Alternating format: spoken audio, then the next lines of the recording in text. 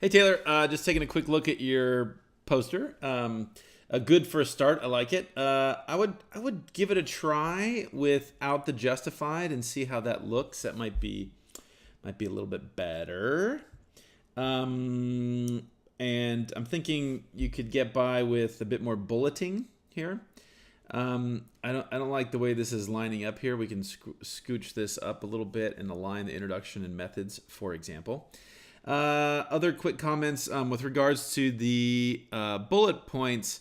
I want a little bit more of a space between the point and the word, so you can do that by by clicking on it and adjusting the sliders, the alignment.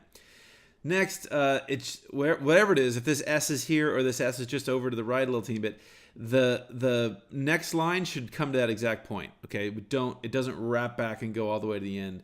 That makes it visually hard to look at and look less visually engaging. I'd also, when it comes to bullets like this, I would give a little bit of extra space if you have the room to at all, and I think you do have the room to do this. So at the end of camera and before it starts the next site, there should be a little bit of a space, 6 point, 12 point, whatever it's going to be based on the font size. But that'll make these things stand out and be easier to read as folks are when they're standing from the back. Next comment, real quickly here, has to do with both these photos, the Lobo Canyon photos and the Windmill Canyon photos. I think I want you to try to make Windmill Canyon and or Lobo Canyon Trail be much bigger and have those titles over maybe the top kind of thing, really tight in, let's say. And then so firstly, the text here should be the same as this text. So if this is Arial, this should be Arial. But then I would maybe go for inserting a text box, let's say, I don't know, upper left, or wherever makes sense, upper right, something like that. And I would insert a text box, and I would have large font size, probably even larger than, possibly even larger than the text box here. And for the font color, make it this green. It'll look like it's cut out. I think it'll stand out a lot better. And then I think it'll just blend a lot better. At least I'd like you to try that and see how that goes. Okay, next let's look at your map. So I'm not sure why the map is this pulled out. I think you could trim it in to be like this, right? You have a point here, you have a point here, so you could trim it like that, and it would be much more blown in, which I would like. Two, I don't think we need this legend here. I think the yellow you could put in yellow text right here next to one of these points, or maybe in text with a line pointing to one of the yellow dots, and the same thing in the red. I think you can do that as a legend without having to have one of these legends that's lost here in the background with regards to the aesthetics and the ability to read the text. Next, I think you could try it both ways, I guess, but my first pass would be to excise this border, have no border, have it just be straight up picture, and then the next thing is the green edge with no boundary, or no border, excuse me. I would try that. Clearly, this should be in white text or maybe the green font as well.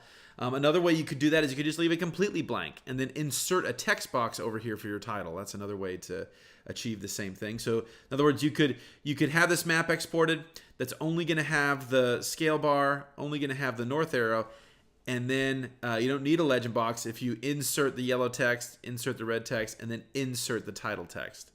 Again, that's worth at least a try.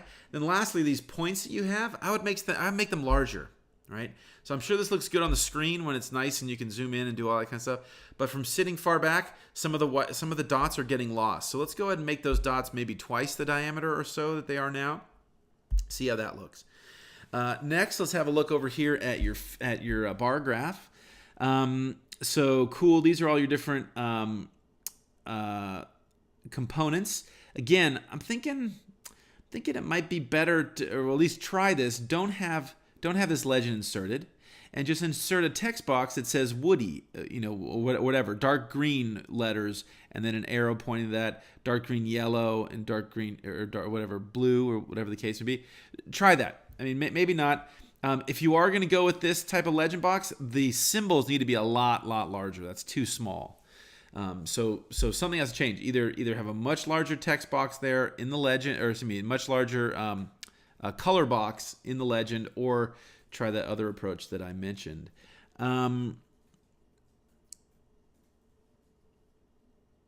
Yeah. Okay.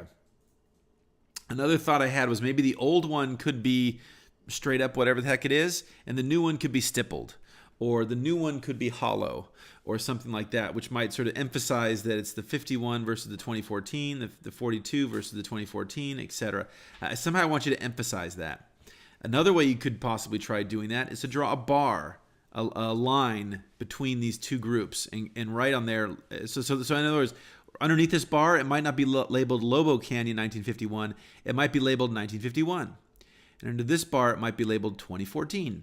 And then there's a bar underneath the two of them, a line underneath the two of them, and underneath that line it says Lobo Canyon. Let's think about that. Let's try that. And yeah. So let's have another round. I want to see the results once we make this guy bigger. Make these figures bigger. Okay, all right, cool. So looking for your final revision next week, and we can talk about it before then if you want. But thanks so much, and I'm looking forward to it. Thanks, Taylor.